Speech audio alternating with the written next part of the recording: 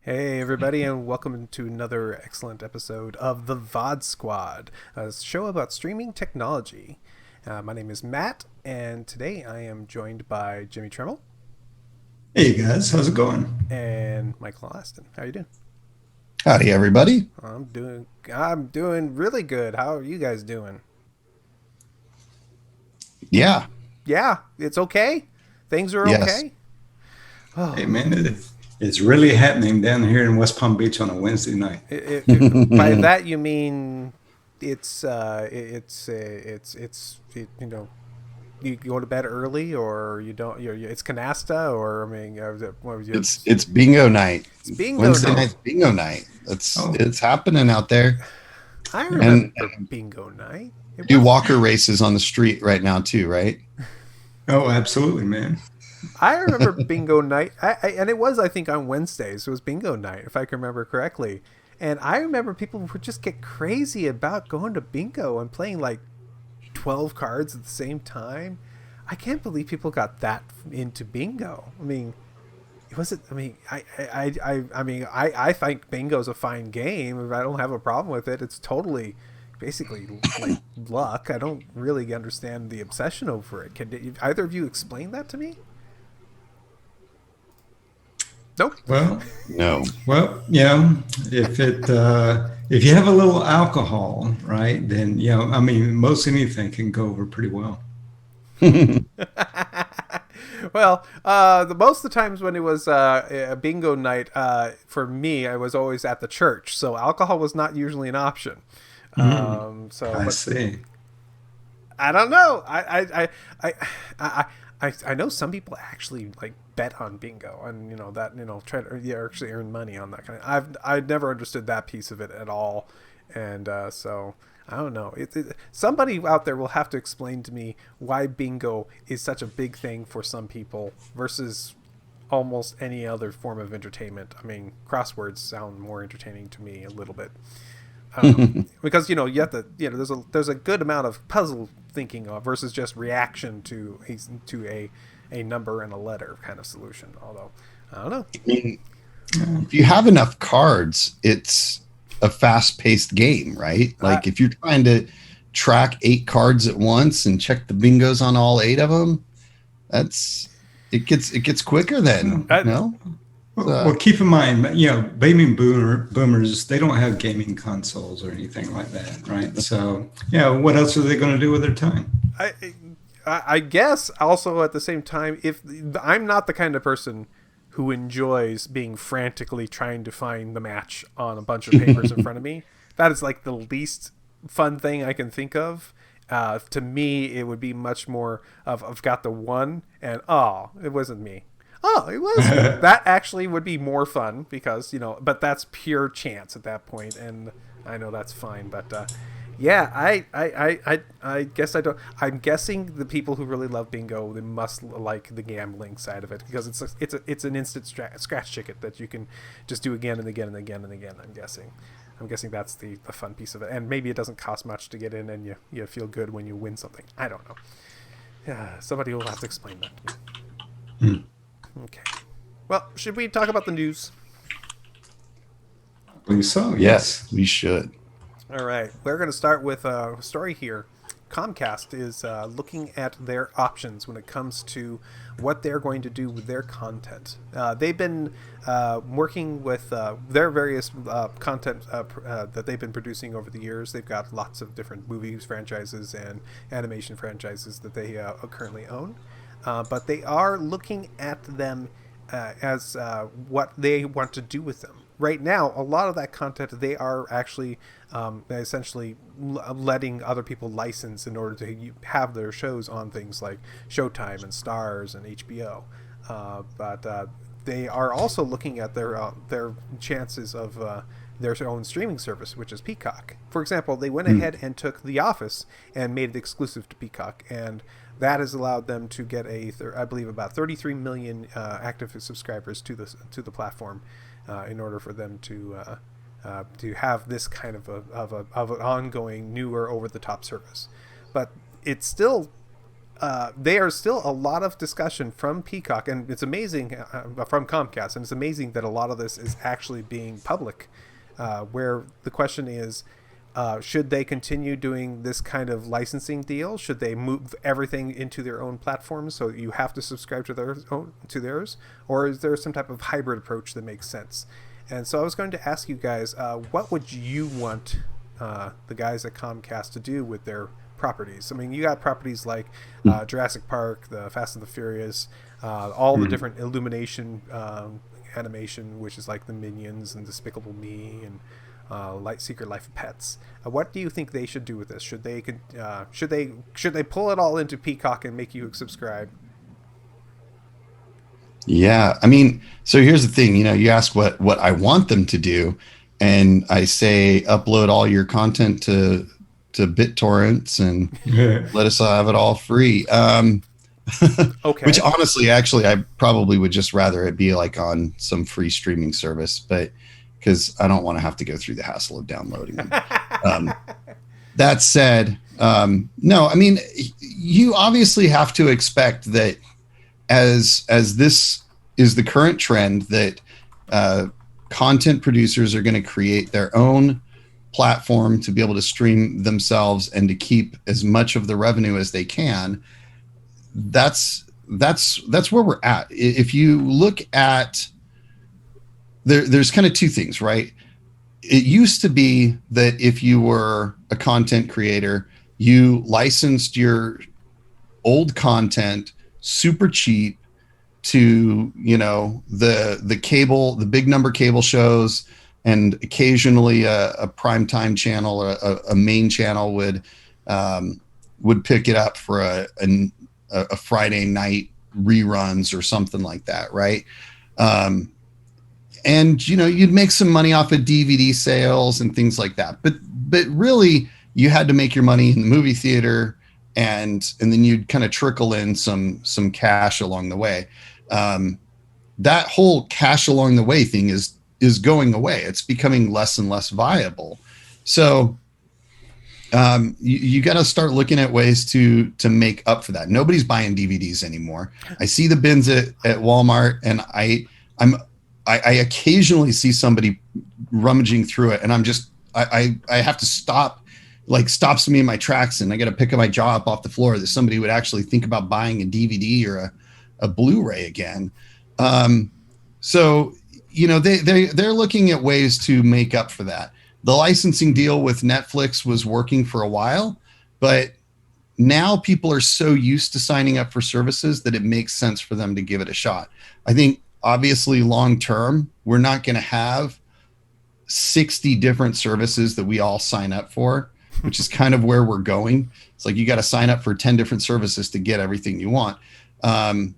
I don't know what that will look like, whether it's reconsolidation back to the big few, Netflix, Hulu, and something else, or if we're Prime, or if we're looking at a situation where you get some sort of aggregation service, and you like what Amazon offers, right? You can pay Amazon and sign up for a bunch of different channels and have it all go through your Amazon account. So it doesn't really feel like you have 6 subscriptions, even though you're paying $3 to each of the 6 different channels. Yeah. I mean, this is interesting, right? What they're trying to do here, right? Because I mean, going back a bit, Netflix kind of was hey, everything here all in one package. We get a little bit of everybody here. We got movies and TV shows from all content providers, right? And they still kind of do that model along with their own content, and they do a lot of good stuff with their own content as well. But I would look at it as if Netflix is on one end of the spectrum, and then Disney Plus would be the other end of the spectrum, right? Where it's just their stuff is what they've got because they've got a big library of stuff, right? And then you get the services in the middle, right? Which right now today, Peacock, maybe they're trying to do something in the middle, right, where they've got Peacock, which is their own stuff, but then they license a lot of their stuff out to other service providers, right? Hulu also is kind of somewhere in the middle, right? They've got well, in Hulu's case, right, they're owned by no one sole content provider anyway. Well, right? Disney But kind of bought most of it by now. Disney has most Comcast of it, is still but about ABC has some stuff in Which is there Disney. too, right? Right. So yeah. Well, it is, but so it's interesting here, that Universal's trying to, to me, it seems like they're trying to fill it out to see what's the right mix here. What's the right licensing deals? What's the right, what do we save for our own streaming service, right? So I kind of like how they're doing it, right? Just kind of filling it out, and seeing what the right mix is. And even if they do pull their movies into Peacock, you kind of get the sense that may not be a permanent move for them, right? But they're going to pull it in and see how it goes, and then maybe make adjustments as they go, right? Which I kind of like that. I kind of like how they're doing that, and I think a lot of these service providers like that are doing the same thing, right? I mean, they Netflix started out with making their own content.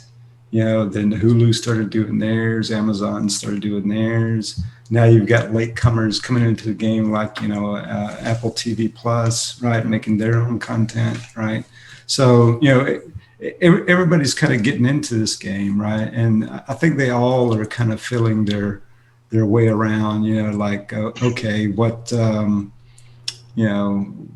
right mix here? What's the right business model? That kind of thing. And then now COVID, hit, we're about a year deep into COVID, right? So that too has had an impact on how all this plays out. So, it's going to be interesting to see. I think Universal's doing the right thing here, though. Well, right, but the right thing is still up for debate internally there. So the question is what would I want them to do? Guys, go ahead and put all your movies up on, go ahead and continue sending your movies out and your shows out to other people who want to license it. It's money that people want to spend in order to get access to it, but also when it's not there, put it on Peacock, and it's available here, and you can decide if it's behind the paywall or if it's behind just the ad-supported version of it. It doesn't really matter because right now in the current world of how things are, what I really want is every single video, whatever I want to watch, I can just kind of go ahead and find that show, that episode, that episode, and a one-time watch fee, but make that a very inexpensive fee, and no upfront fees for anything, no monthly fees, just a pure like, I want to watch this week's episode of a certain show, and it's going to cost me 99 cents to watch it. And you know what? That kind of exists now. So that's kind of where I wish that things would always go in a way. But I wish I don't know. I want to have that kind of you pick what you watch and you pay for it kind of thing. But also, and if you own it, you can keep streaming it. That's kind of the world we're in. So make it available for everybody. Make sure you don't make it something we can't continue to get in the future, guys. That's what I really want. The thing that annoys me the most is when they don't have them available to buy. It's like if I can stream it on any service, I should be able to buy it pretty much anywhere. I really love Movies Anywhere for that functionality. I buy lots of movies on Amazon, and I mean I make the joke about torrenting it. Like I don't torrent things because I feel like I should compensate the people that made the product. But also it is too much of a pain. I would rather just pay a few bucks and have it be able to be streamed anywhere.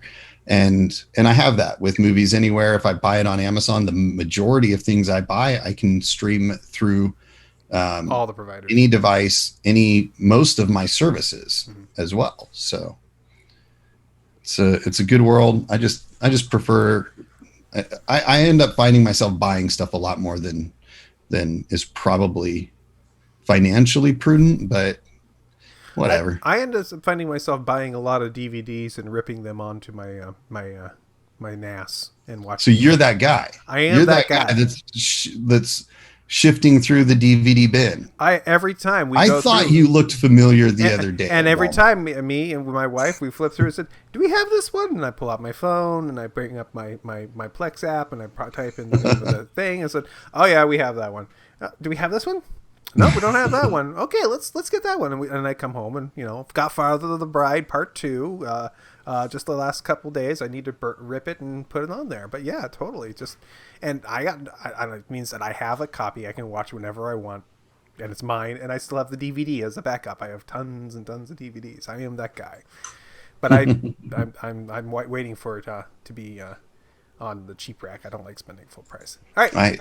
Oh, go ahead. I was just gonna say I haven't bought physical media in at least 3 years. Probably way longer. Yeah, it's okay. But there's certain DVDs you can't even find or stream anywhere. So yeah, when you find those, you find those and you enjoy those. I've not done the DVD player in probably 8 years. I had to go buy an external Blu-ray burner because I wanted the ability to burn things as well in Blu-ray discs. So it was only $90 for that. It was good. It was a good investment. That's what I was going to think. All right. So let's have a nice overview of a story that we recently have been going through. T-Mobile recently wanted to merge with Sprint. In order to do their merge with Sprint, they needed to do a couple things to their network and, to make the deal go through. One of the things that they did is they took their CDMA network, which is with the old 3G technology that Sprint was using, and primarily was being used by Boost Mobile, and they needed to sell that off. So they did. They sold it off to Dish, who was going to take this network and start using Boost Mobile in order to strengthen their marketplace share of into the network. And they were hoping to, within the next couple of years, introduce a 5G network to take over. But part of the agreement was that T-Mobile was going to continue keeping that network up and running. Well, T-Mobile's went ahead and said, that CDMA network, I think we'll take it down on January 1st. We're just going to turn that off. Even though Dish and Boost Mobile is currently using that. And so Dish is taking T-Mobile to court because of this. So this is when this started, I had this horrible feeling in my head that Dish was gonna have a hard time with this because it's Dish Network and they have a hard time with almost everything they do. T-Mobile is pulling the plug early. What do you guys think? Well, I mean, you have to broaden the way you look at this, right? Because T-Mobile is actually a subsidiary of Deutsche Telekom, right? CDMA is a protocol that is primarily just within the United States, right? T-Mobile is a global provider in probably every other country that they offers service in does not use CDMA except for the United States. So it probably makes sense for them to, not do this, right?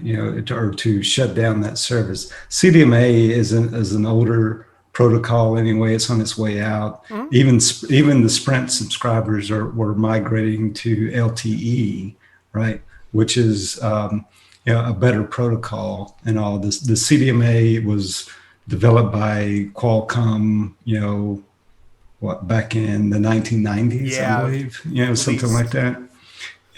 Maybe even the 1980s, I think is when they developed that, right? Yeah. So So yeah, it's probably about time to shut this down. I mean, from a business perspective, it makes sense.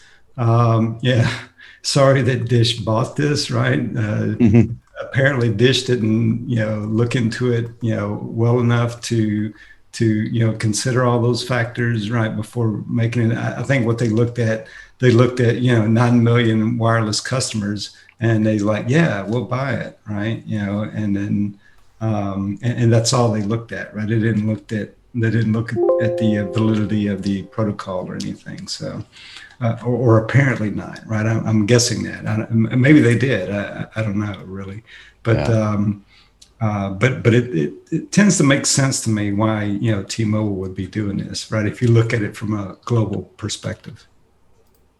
Yeah, I think when I had a cell phone way back in the day, when they first started deploying the CDMA, or actually, I guess it was when they started deploying GSM in place of CDMA for AT&T. No, that's incorrect. Did I say that backwards? No, CDMA and GSM are not compatible, right? Right. So GSM was like the global protocol, You're right? thinking Edge? Yeah. No, I think CDMA there's only two providers that even offered that. That was Sprint and Verizon, right? Okay, then it was something else switching to GSM or off of GSM for AT&T. But I had a similar situation is ultimately what I'm getting at. They migrated. They were doing a migration from the old technology to the new technology, and they did it in waves of towers. And so when I had just bought a brand new phone when they announced this change, and so I was like 3 months into a brand new phone with a 2-year contract, and it was worthless. I in like at my university where I was going to college at the time, there was about a third of it was covered, and the other 2/3 had no coverage at all. And if I would drive down the freeway, I would have cell service, and then a quarter mile later, I'd have zero service. Just totally drop the call. It was super frustrating. They refused to do anything for me, and they said there's still towers in your area, so you still have to pay for the service or go buy a new phone. And so this is ultimately why I don't do business with AT&T, because they basically gave me the middle finger and said, deal with it. After, back then cell phones were $600 or $700, and that was still a lot of money to a college kid. So I wasn't in a situation where I could afford to do that. So I actually, I went to another service, and they offered a deal where they would buy out your contract at the time. So that's what I did. And I've been with Verizon ever since then. So I had a similar situation with Verizon. We had a Verizon phone, and because they said, "Oh, you're still within service," and yeah, it was in service. If I was standing outside in my front yard and looking in the right direction, the tower was way down the road, and I could get a single bar. Anywhere else, I could not get any, and so I was stuck with them until they were done. And then we switched to Sprint. So. We all have fun moving between these different. Nobody knows what they're doing. Everything is its own horrible mess. It's a long way of saying that this is a thing that they do, right? Like all of the mobile carriers, they get to a point where they decide they need to upgrade the technology, or the technology is no longer relevant, and they get rid of it. From a customer service perspective, just like me having just bought a new phone and suddenly having a service that was worthless,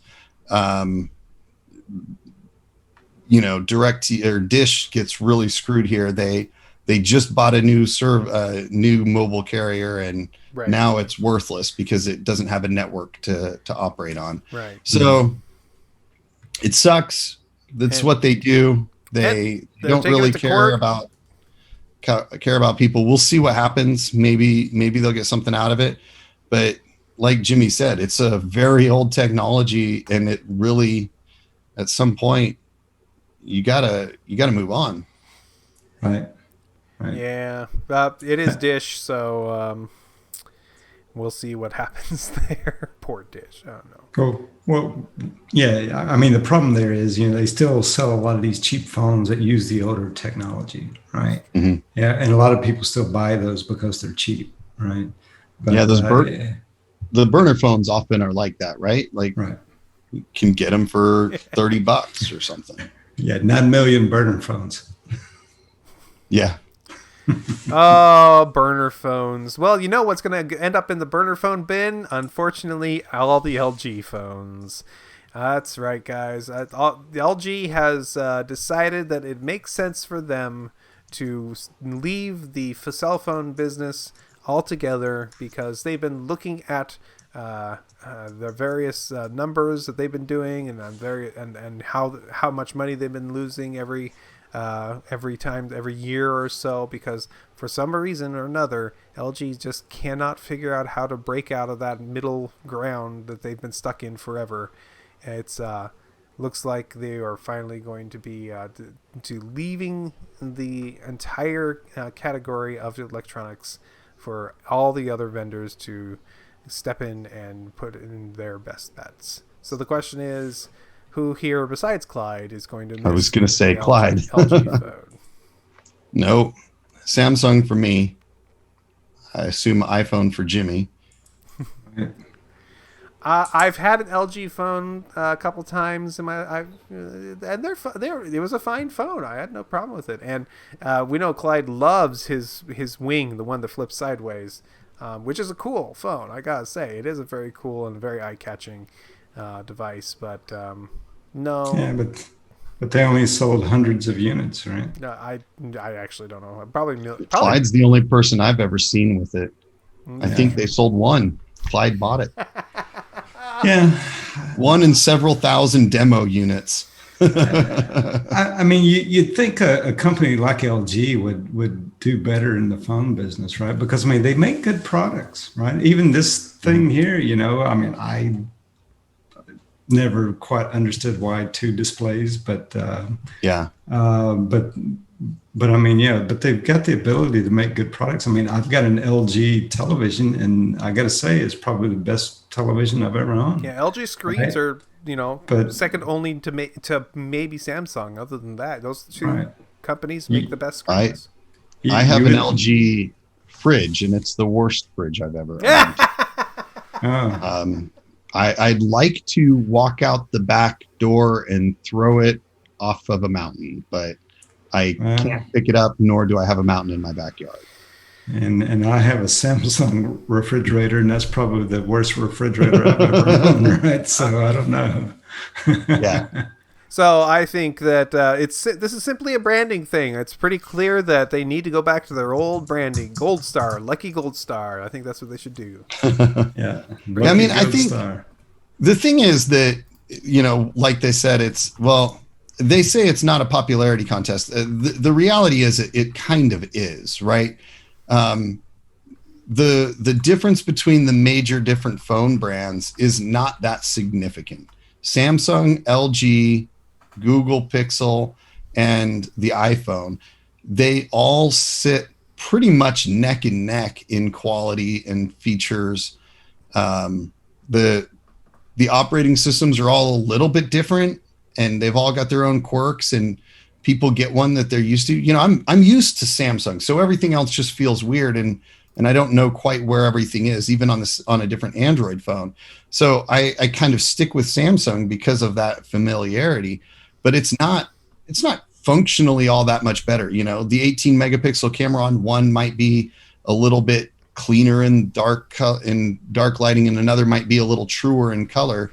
But ultimately, they're all very comparable and very good phones. So it kind of comes down to what is selling the most, and it becomes kind of a popularity thing. iPhone has its following, and most of those people are going to keep buying iPhones. probably as long as Apple makes them.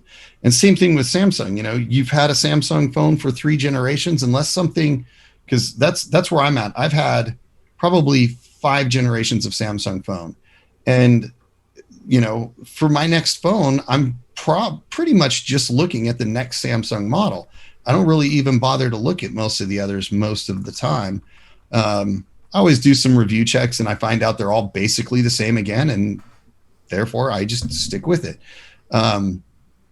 So I think, you know, it is a popularity contest. There's not as many LG users, so there's not as many of those people that are just going to keep going back to it. You know, even the Windows Phone, they failed miserably. But I knew a number of people that had Windows phones that absolutely swore by them. They loved them and were diehard fans. They would have bought Windows phones for the rest of their life. But they just didn't ever get that critical capacity, that critical mass that kept them going, like Samsung and Apple have. So we'll see. Yeah. Maybe Pixel will be that next guy. Maybe they'll disappear in another year or so too. Who knows? Yeah. Hey, good news if you are a Google user and you use the Android Auto. Up until recently, it was difficult to get third-party apps, except for, you know, messaging and for music apps, multimedia apps onto your Android Auto. That's because they limited you down to very few categories that was allowed to be on the Android Auto side of the device. They recently announced last August that they were going to allow additional platforms to be available on Android Auto, and as of today, they are now going to ahead and allowing other third-party applications that are navigation, parking, and charging related. So, like finding a charger if you're in an electric vehicle. So this means you're going to start seeing a lot more apps appear on your Android Auto device, which is good. Competition is good, everybody. Well, I mean, so I guess I got 2 questions. First of all, why did these 3 not already exist? They're obviously logical categories. I understand why they don't have like gaming accessible on the Android Auto, because they don't want you gaming on your car while you're driving, right? Come on, Pokemon Go on your car display totally makes sense. You just drive by and you capture those Pokemon. Yeah, that's exactly. It would be way easier if Pokemon was in my car. I didn't have to open my phone and pull it out of my pocket and unlock the screen. Totally would be on board with that. I'm wholehearted behind that idea. I think it would reduce the number of Pokemon Go accidents because people wouldn't be fiddling with a phone in addition to their car. So just their car. Niantic, you need to get on that and convince Google to release it. That said, I don't understand why these 3 weren't there. I also don't know how much value, like how many apps will actually end up there, because my assumption is, and I am making an assumption here, you probably can't embed ads on these apps. They won't allow it because I've never seen it. And that kind of goes back to that same thing of like, they don't want people to be distracted while they're driving. So they probably can't put ads there. Mm-hmm. How many people are going to subscribe to your parking service or your charging service? There's already services for most of your EVs that kind of do that for you through your phone. Right. Why would you pay money to have it on your car as well, or to have it on your car at all? I don't know. I think that it's good. Opening things up is generally a good idea, but I don't see it really grabbing a lot of developer attention, because developers generally do things to make money. Mm-hmm. Well, they're not altruistic, doing it just for the greater good of mankind. And one slight correction there are ads. They are the audio ads that can go into some apps, but not the visual ads. You're okay. Right. So yeah, maybe, I don't know how much money there is in Google audio ads, but maybe it would. That would be good though. Well, you know, if there's a way to embed ads and you can make money, then maybe people will start making the apps. So the parking, navigation, and charging all sounds like maps to me. It sounds like they just essentially did is said, okay, we're going to allow third-party apps. I know we allowed Waze and Google Maps, but Waze is owned by Google, so yeah, obviously. Garmin coming in with their silly voices and their alternative GPS. I could totally see that being a thing people pay for.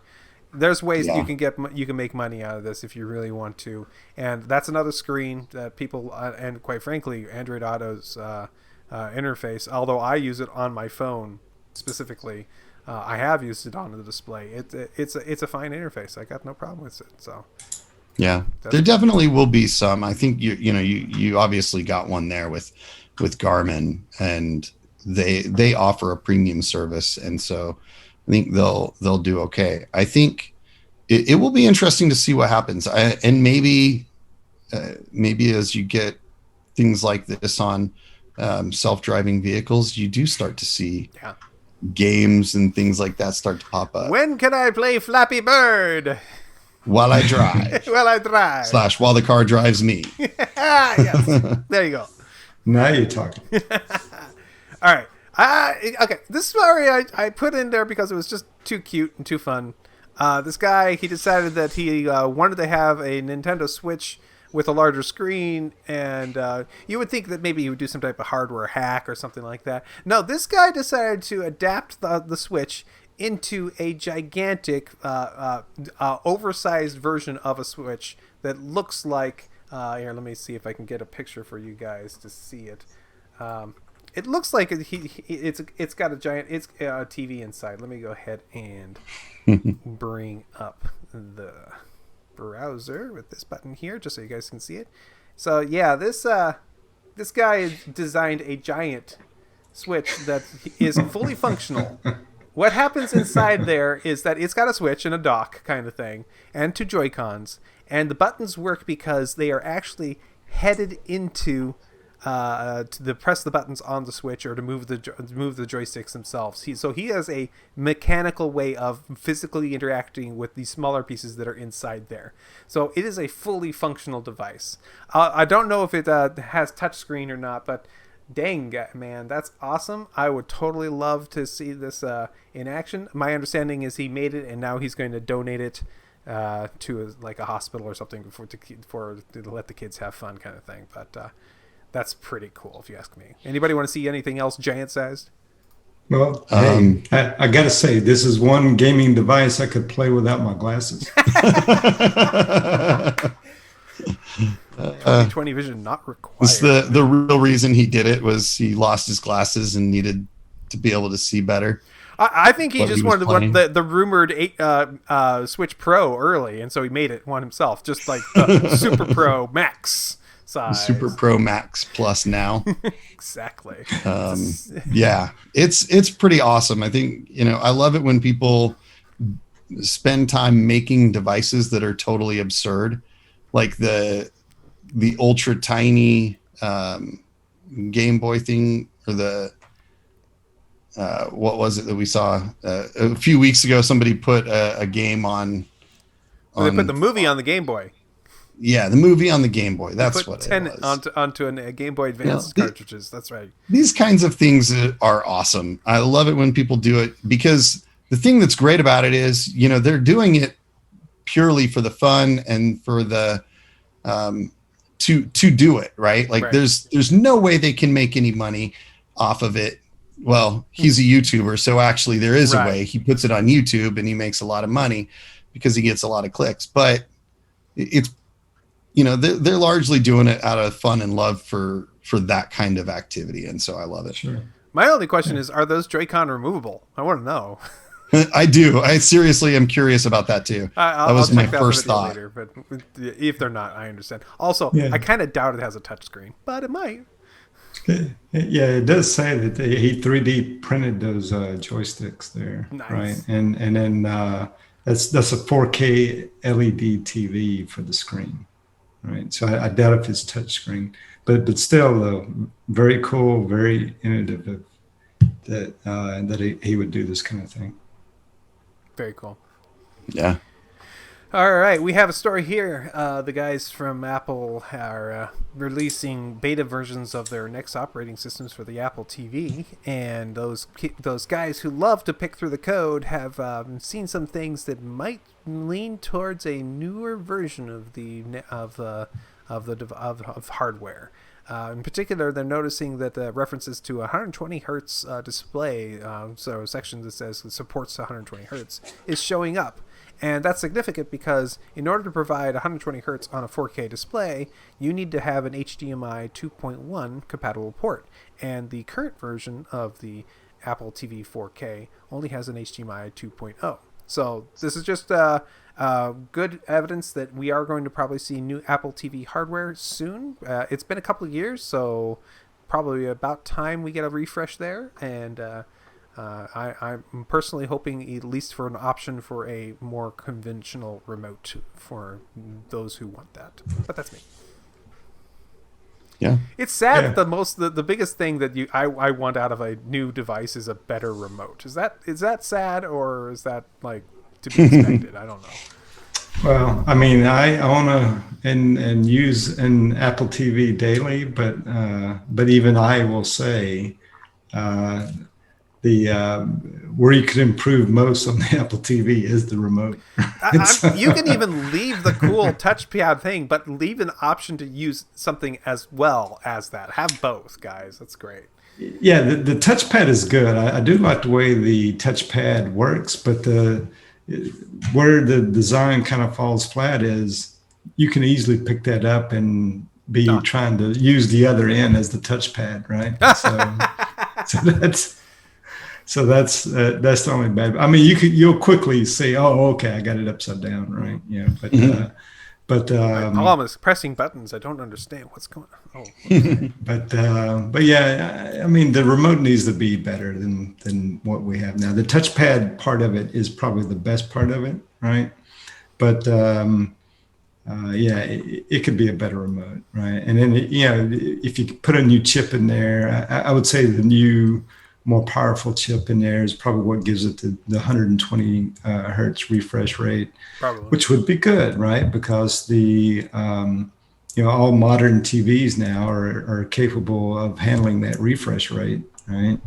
And if you get a device like this that's capable of putting up the content at that refresh rate too, I mean, it's just going to give an opportunity to have a better experience there. Especially on things like sports and that kind of thing, or games. All right. In a similar vein, we have a rumor here about Google and their Pixel Buds. Their wireless Pixel headphones are coming out. There's rumor of a new version of them coming out soon as well. And one of the things that they're looking at the possibility to be implemented in the new design is a protocol that allows them to do bilinear audio. This is the kind of audio where you are able to rotate your head and the sound actually stay relative to where your head turns in order to give you a very cool 3D sound effect.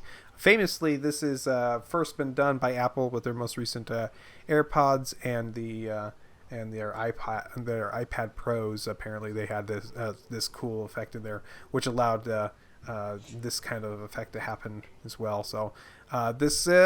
I don't know about you guys. I don't really care so much about turning my head and the audio still coming from the right direction. I'm fine with Paul in my left ear and Simon in my and Arch in my right ear. That's fine with me. I don't need it to rotate with my head. But but then again, I haven't experienced it, so maybe I will change my mind in the future. What do you guys think? Yeah.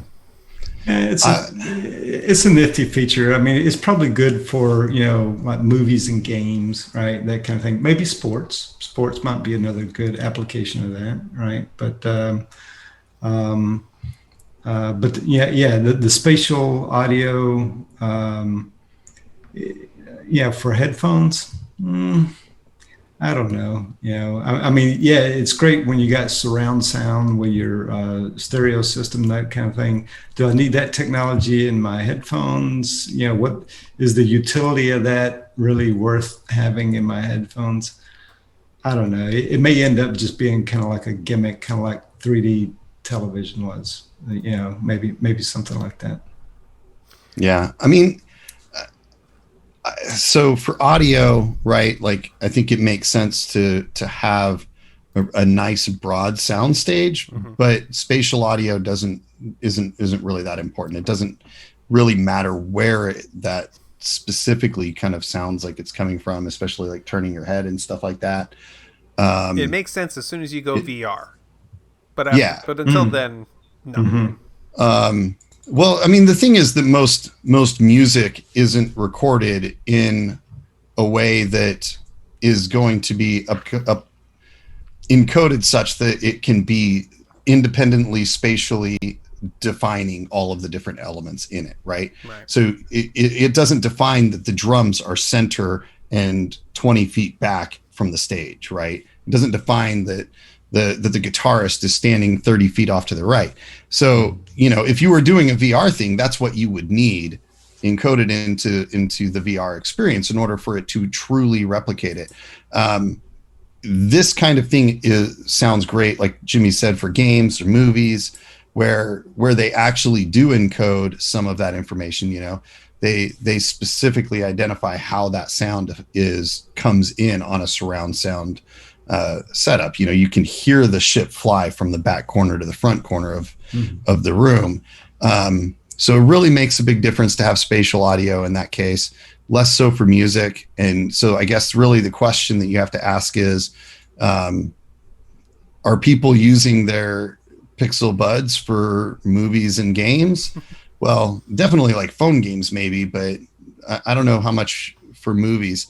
But you know, the younger generations are spending more and more time on their phones and tablets and stuff, and less time in front of TVs. So maybe that's where they're looking at for this, is that younger generation that doesn't consider the TV the best place to sit and watch a movie. Maybe. Sure.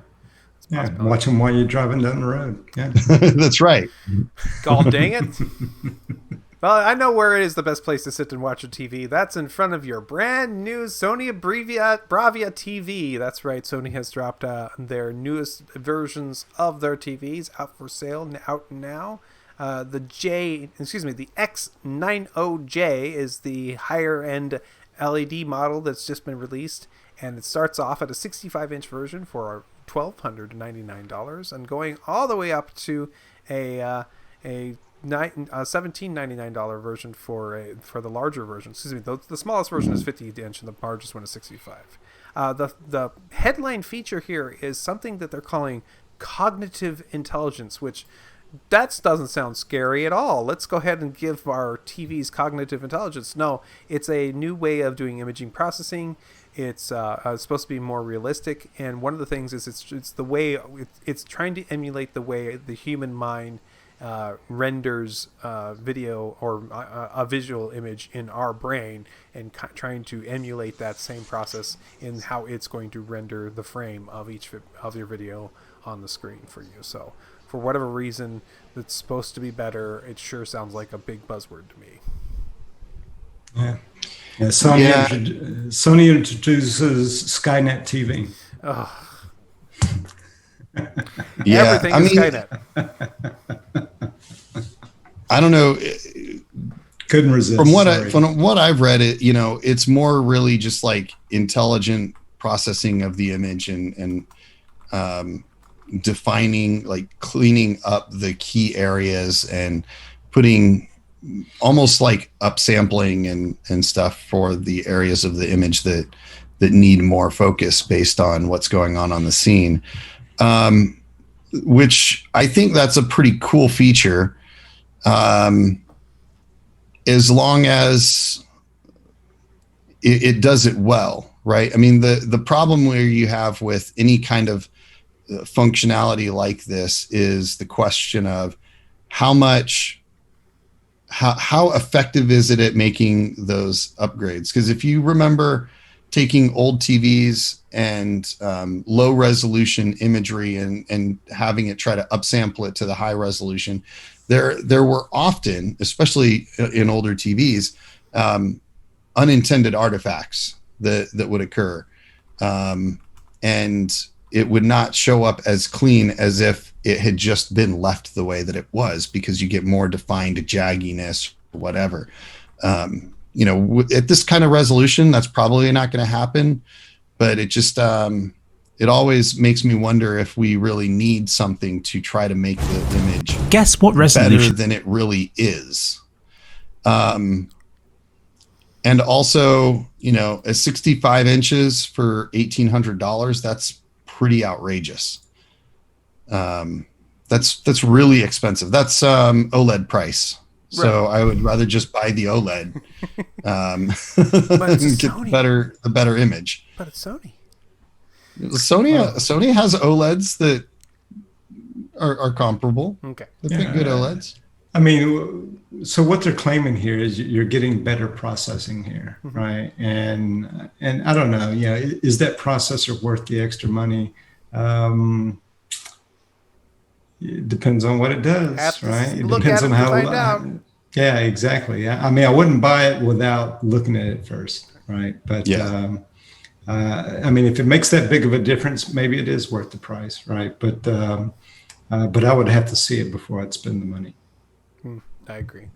Hey, so Apple TV Plus is introducing a new series. The new series is called The Line, and it's a series about a guy who's been in the military and whether or not he's done some illegal things. Apparently, he is accused of a murder case, and so this is a documentary about that. That's not what's important to this story. What's important to the story is at the same time, Apple's also providing you with a podcast you can watch along with the series. In fact, they've introduced a new a series of podcasts. I think the 6 episodes.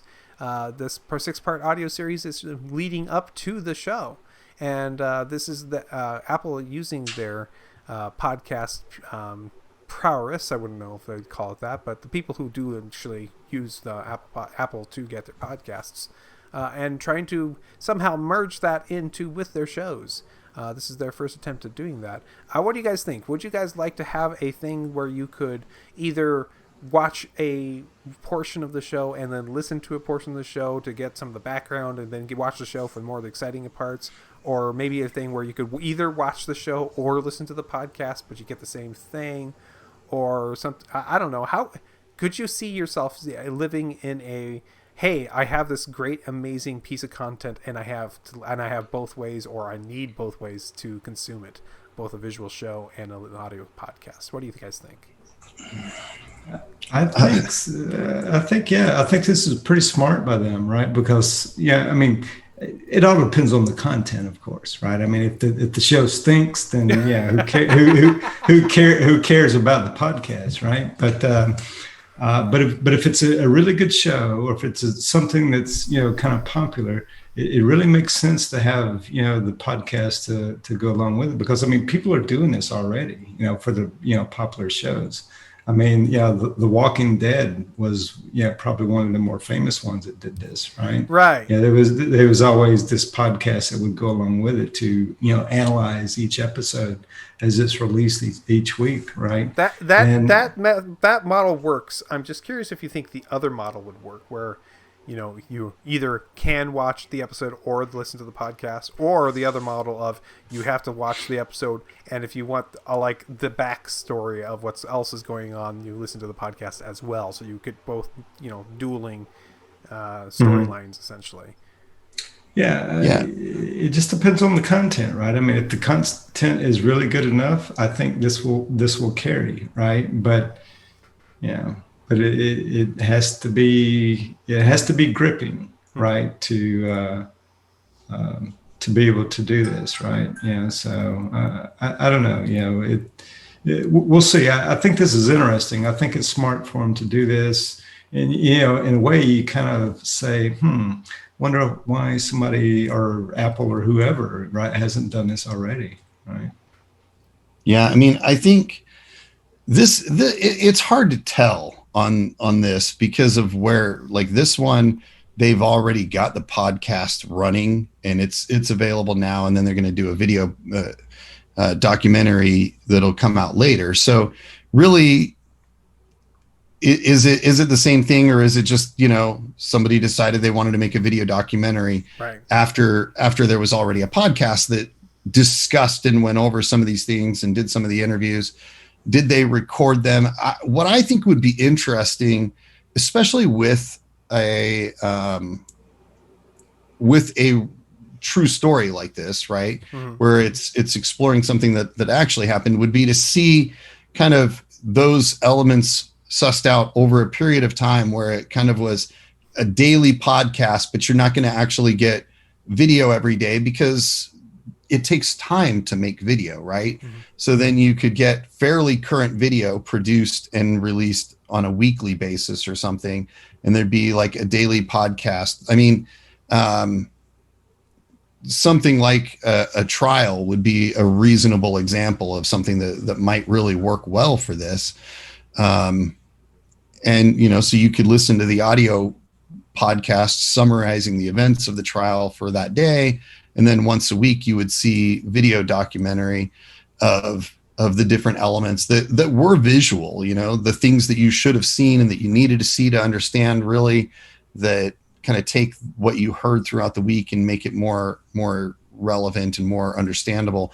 That could be interesting. All of these mixed media things that I've seen so far always fail. You look at like Terra, I think was the name of the TV show that was also a game.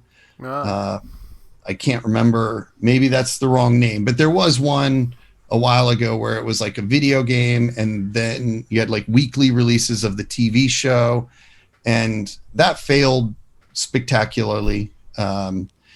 It's really hard to do, because when somebody's consuming something in a media, it's usually the media that they prefer. That's why they're consuming it. They're like, I play a video game because I like playing the video game.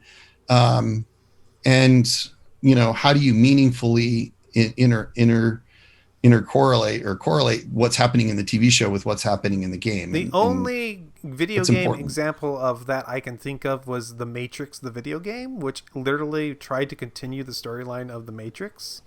And even before the last movie, there was like leading up to the movie with a lot of information in the from that game. It was apparently very, very slowly doled out to players of that game. And no, it was not considered a success. It didn't. It was a somewhat success, but not a great one. So, but I can foresee one way this would work. I know there are movies that are created that are basically based off of books that are like, the books were so full of detail. I mean, it was just Lord of the Rings, the movie, versus Lord of the Rings, the book. Or the Silmarillion, or whatever kind of background stories you want to do, you could I could see you're watching the best parts of the action sequences on the show, and then and here's the backstory, and here's the 3-week trip between these two towns that happened, and the discussions that happened, and the weird things. And I could see that being done as a podcast, and that be entertaining and work and weave well. So you have those long periods as part of the audio bit, and then the exciting bits show up in the television show. I could see that being working out, but that would have to be well planned out. So I completely agree. Yeah. All right, so YouTube is doing its best as it can in order to change its algorithm for what is considered inappropriate on its YouTube channel. It is letting people know of a new way of it doing it. It's using a metric that it's calling the volative view rate, which is a percentage of views of a video which it considers to be inappropriate, against its content requirements. So what it does is it's trying to reduce that number down to as low a number as it can, and it's showing over the past several months it has been succeeding in reducing that VVR number significantly. Most of these improvements are due to better machine learning. Yes, the computer is learning all the naughty things, and so it doesn't show those naughty things to you. And I'm happy that they're trying to improve, and it looks like that they've found ways to improve, and I'm happy about that. I'm also happy to say that I'm but I have no problem with how YouTube's algorithm works for me and my usage of it. I think it's improved. I think they've gotten better over a little bit of time. So, what do you guys think? Yeah. They could just take those naughty videos and just make a separate service. YouTube for bad people. Come see the part of YouTube that nobody wants you to see. I can see that. Somehow or another, I feel like Clyde would probably subscribe to that. He probably would, because he'd want to see us there. Makes sense. Clyde, we miss you, man. You should. I know you're working late, but we miss you. Yeah. All right. How about this? Facebook has their Portal, which is the device that they tried to sell for people to have this ability to be able to have a distance kind of virtual distance window into other people that they know. That system included one called Portal for TVs, which was literally a fancy webcam you put on top of your TV. You can continue using the Portal app to do your converses with people, but Facebook has added the ability for you to use both GoToMeeting and Zoom calls using the new Portal for TVs. So what do you think, guys? Should we move this show to use the TV back there and use a portal on top of there and use my entire room? I can walk around the room and it focuses on you and stays on you as you walk around. You think we should do that? Yeah, I think we totally should.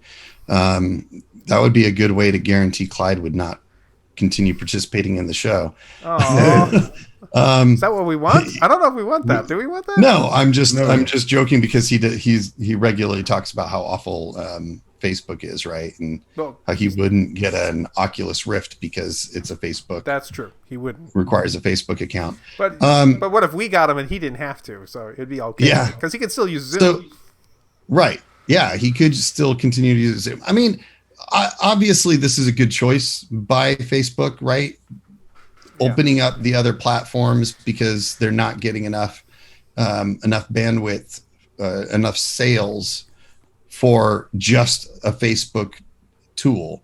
That said, I don't trust Facebook with any of this stuff, right? So Facebook has repeatedly shown that they are untrustworthy with data, as most recently evidenced by losing 530 million people's accounts. Oh no, they fixed that after the fact. Yeah. So I don't trust Facebook, and this isn't me being able to use my Zoom account on their device is not going to change that. Yes, everybody, public service announcement. If you are a Facebook user, go check Have I Been Pwned to see if your information is in the recent Facebook release out there. It is sad, but all your phone number has been is one of the things that was in there. So that sucks. I'm glad I haven't been on Facebook for several years. So. Your phone number is public record anyway, isn't it? It is, but now people will use this database, which is very. As I heard on my podcast, was saying it was nicely formatted by Facebook for the scammers to use. Yeah, I mean, ultimately it's not just that.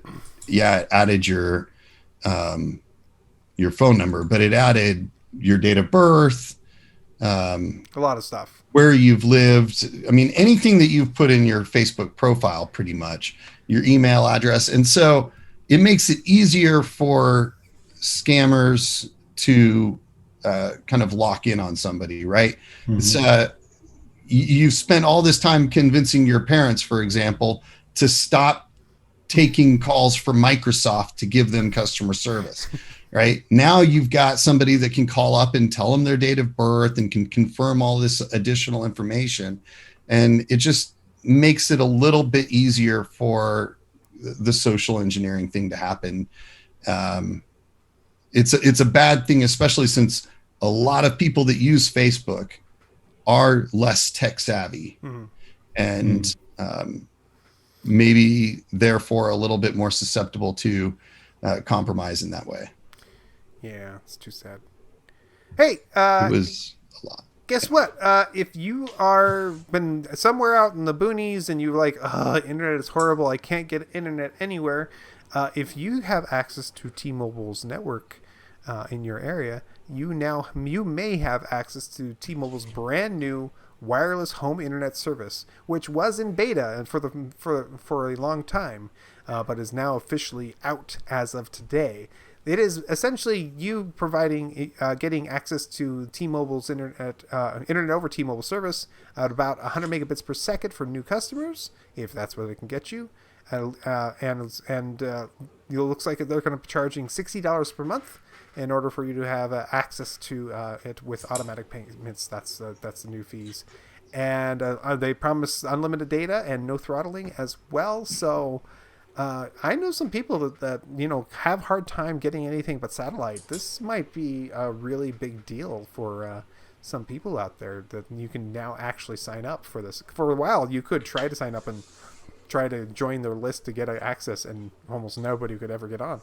But now it's officially available for everybody. So awesome. No data caps, no data caps on this service. No data caps, no throttling, of any 50 to 100 megabits per second. And $60 a month. I mean, this is like a dream come true, if you're asking me. Yeah, the Wi-Fi equipment included.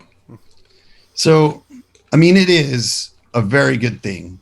I think that the problem that I have with this is that it isn't the panacea that it seems to be, right? These 5G networks are really, really good in metropolitan areas. They tend to be much spottier in rural areas. You look at the map, for example, and you're like, oh, hey, this 5G. Oh, wait, it's not really all the pink. It's only the pink with the white lines over it. And then even in that area, there are going to be places where, because of geographic constraints, you're only really getting 4G speeds. So, yeah, it is good. I am excited to see them offering it, but it is still going to kind of temper your expectations if you're in a remote or rural area, or an area where you have a hard time getting internet, because you are likely going to have a fairly difficult time getting good quality cellular service. This is definitely something that we deal with our more remote health centers that we provide services to. They'll have a person that lives 20 or 30 miles out in the country, and they have cell service, but they don't have cell service that's capable of getting onto their patient portals and actually interacting and stuff like that, because it's such bad internet. If they even have internet, they can make a call, but they can't get decent internet connection speeds out there. So good deal. Glad to see this, especially no bandwidth caps and stuff like that. But if you are really remote, unless you happen to have T-Mobile right now and have stellar service and great internet on your phone, you probably are not going to go from having no possibility for internet to suddenly having great internet. I think it's interesting. This is launching a little bit before SpaceX and releases their opens up the gates to anybody to sign up and get the their internet service through the internet through their satellite system. Mm-hmm. Which is going to be, this is going to be the best competition to that I can think of right now, mm-hmm. and until the next satellite company comes out with their own solution. But SpaceX's satellites are they're so way ahead with their mesh network that they've got up in the sky. If you've ever seen the map of all those satellites, it's absolutely a giant, huge ton of satellites in space. So it's Starlink. That's the name of it. Yeah, the Starlink is awesome. I am looking forward to that. It's, hopefully they can do a little better than previous satellite services that had such bad lag that it was only usable for certain types of things, right? Right. But the one thing I have to say is really good on you, T-Mobile, for not having on annual contracts and still offering all these deals, right? Renting the equipment, that no rental fees and stuff like that.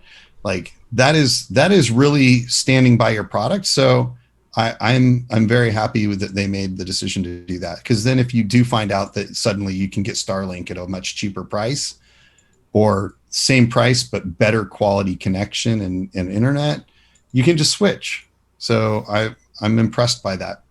Mhm. Very cool. All right, last story we have today is a new voice assistant. That's right. It's been a while since we've had a new voice assistant.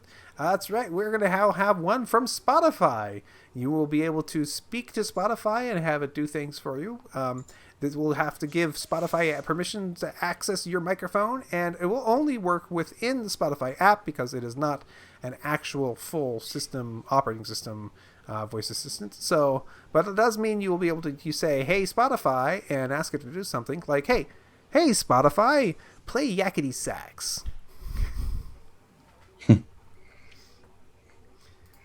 So I guess the next thing will be Spotify will release smart speakers, right? Oh gosh, I hope so. That would be that. You know what? I bet you anything that would sell better than I would imagine at my first blush. So I could see that. As long as if they have any kind of responding voice, they make it highly computer generated, like 1980s computer generated. That's what I want to hear when it speaks back. Speak and spell. Yes, like speak and spell. Exactly. That's what I want to hear. So. Okay, Michael, I will play your song for you. Not me. I want to hear the voice of Obi-Wan Kenobi. Yeah. Another voice assistant. Do we really need it? I guess if you're big into Spotify, but you can already get Spotify voice assistants with, I think, all of the major voice assistants, right? Like you can do voice commands with Spotify on the Amazon Echo and definitely the Google devices. So can you use Spotify with voice commands on the iPhone devices, on the Apple devices? If you give it permission and you have the app open, yes, you will be able to. Through the app, yes. Oh, okay. That's true of all these. You'll have, but not like on your HomePod. That's a good question. I don't know. That's what I'm referring to. I don't subscribe to Spotify, but okay, you don't. No. Okay. Yeah, I wonder, because I know that you can with the Echo control Spotify. There's like a Spotify service. You can. I know that you can make. Maybe it's in a future release that they haven't released yet, but I was reading somewhere where you can make Spotify your default music service on iOS now. Mm-hmm. So if you say, "Hey, play whatever song," right, it'll play it through the Spotify app, right? So you can do that, right? Right. But I don't know if it does anything beyond that now. So all I got that's I think more assistants are great. I know that Cortana has recently left the building, pretty much is gone from all different systems. The Cortana based smart speakers have just become expensive Bluetooth speakers. I do know that that's happened.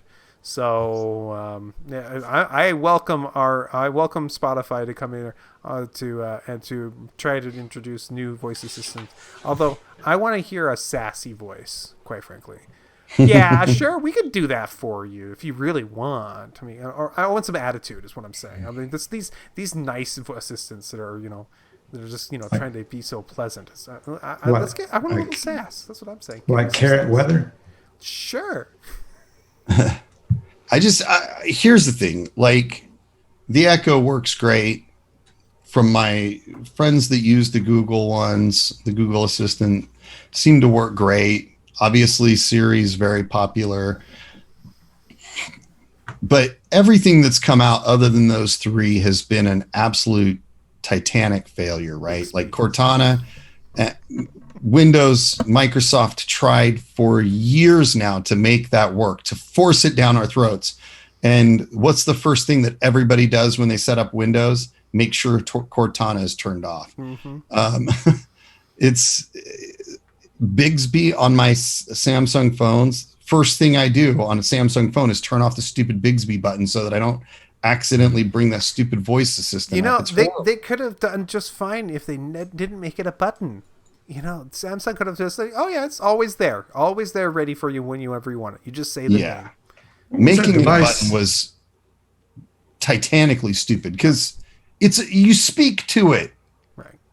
Yeah. Like, come on. Everybody else figured out how to make it voice activate. You can do that too, Samsung. What was that device that Samsung made that, you'd activate it or whatever, and it would look at you and it would follow you around the room? Nope, don't know that one. You use Bixby?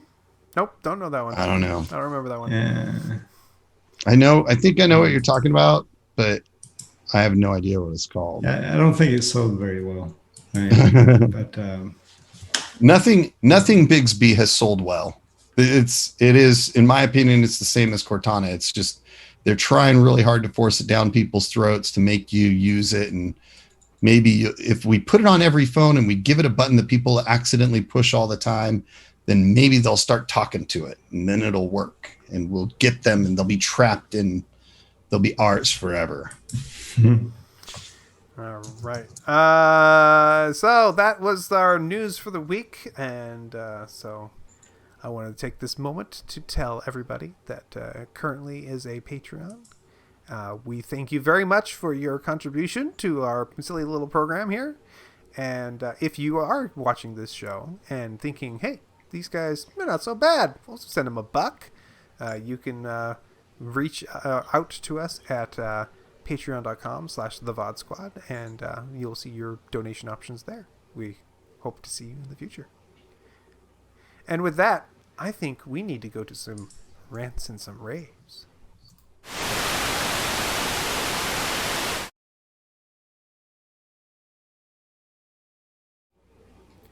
All right, guys, who's got a rant and a rave? I can go first.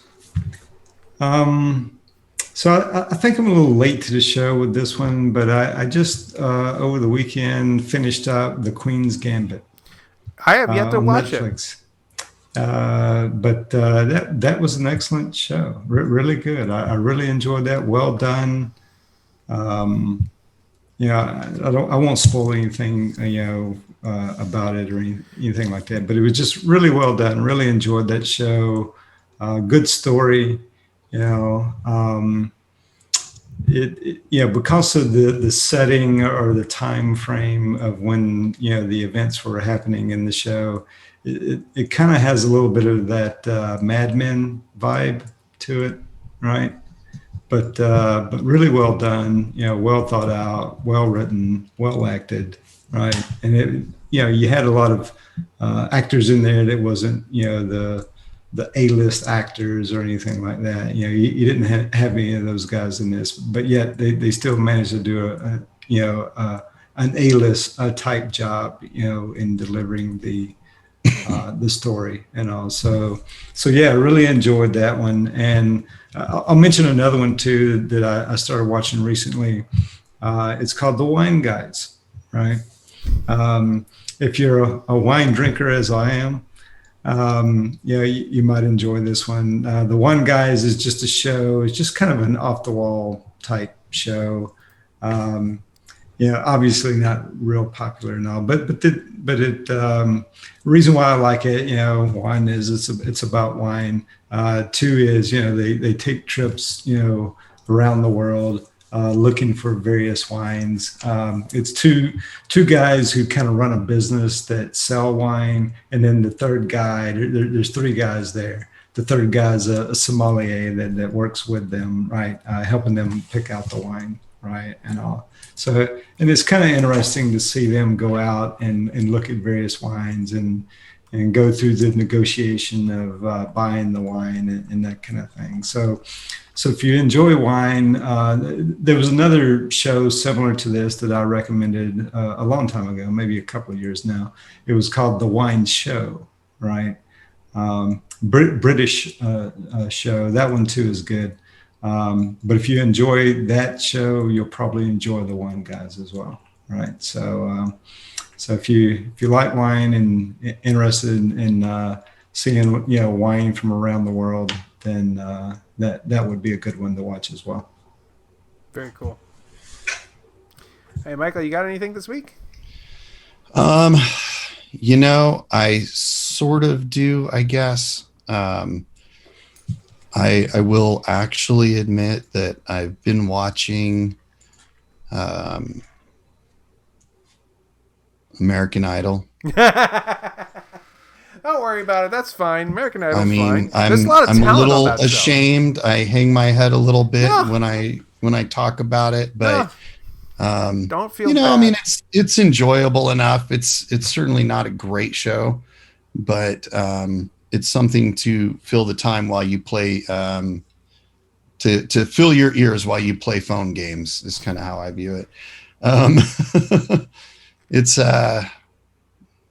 there. I don't have a lot of time, so I end up often watching something while I semi-work, just to try to get through my emails or whatever I didn't get done during the day because of all my meetings and stuff. So I kind of tend to do that, and so it's there. It's enjoyable enough.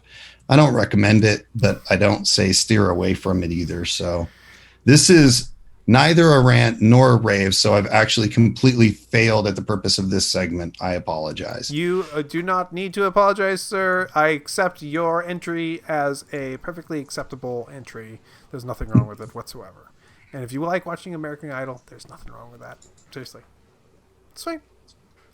There's a lot of good talent on there, quite frankly. So, all right. For me, I wanted to mention that this week we saw a whole bunch of trailers come out, and basically I've totally, very much so, gotten excited about some of the things that are being announced that have come out. In particular, I'm excited about Loki, the new series that's going to be coming out from Marvel and Disney. I am extremely excited about the fact that they're going to be coming out with a new series of Lower Decks from Star Trek. That new trailer looks very funny and perfect, if you ask me. It's exactly more of the same. Give me more of that same great first season. And I watched Picard season 1, and I felt it was good but not great. But the trailer that they released, it's a teaser trailer for Picard season 2. It's got apparently it's time travel, which is a trope that they've done several times in Star Trek, and I'm all for good time travel. So I love that. And they're bringing back Q, which is probably one of my favorite long-term storylines in the in the Next Generation series, especially the trial of humanity, which is apparently the trailer definitely leans into the fact that the trial never ends. Of course it never does. And so that is a storyline that I really would love to see resolved, maybe not like fully resolved because the trial never ends, but getting to a good place by the end of these of this new series, this new season of Picard. I think that would be a great addition to the lore of Star Trek, if you ask me. And it's always fun to watch Q come back. He's always a blast, if you ask me. So, yes, I'm all for it. Bring it on. There were other things that came out of different trailers of different kinds, but those were the ones that stuck out in my head as like, oh, this is great. I can't wait for these things. And so I'm excited about that. And with that is the end of this episode. I can't. We've been keeping this up, and we keep doing it. And we're going to keep doing it again. You can come back and visit us again next week if you want to see us live. We are live every Wednesday at 7 p.m. Pacific. Yes, I say Pacific because that's where I'm at. You guys have to figure it out for your own time zone otherwise. But, of course, if you want to catch us after the fact, you can listen to us on almost any streaming platform. I bet you there's one out there we're not on for the podcasts. Clyde claims that he's on them all. But is he really? Is he on Stitcher? I don't know. We'll have to find out. If you find it, tell us, and we'll correct it. If you think if you do find a place where we're not, if you let us know, we will fix that. And that's it. Did I miss something? What do you mean? Did I miss you thanking people that need to be thanked? I did thank them. You did thank them. I did thank them. Just Michael, I missed it. Michael, are you tired? Are you ready for? I am tired. I'm super tired. I've worked like 45, 50 hours already. I'm so sorry. Well, now that was before today started. I worked pretty much all night, Sunday night, Monday night, and Tuesday night. Michael, then we should get out of here so you can get some rest. You think that I get to go to rest after this? I still got work to do. I'm so sorry. I'm behind. Then let's get out of here so we can get back to that work so then he can get his rest when he gets his work done. All right. Well, everybody, I appreciate you guys coming over and watching and staying with us tonight. And we will catch you guys next time. Bye. Diamond Club hopes you have enjoyed this program.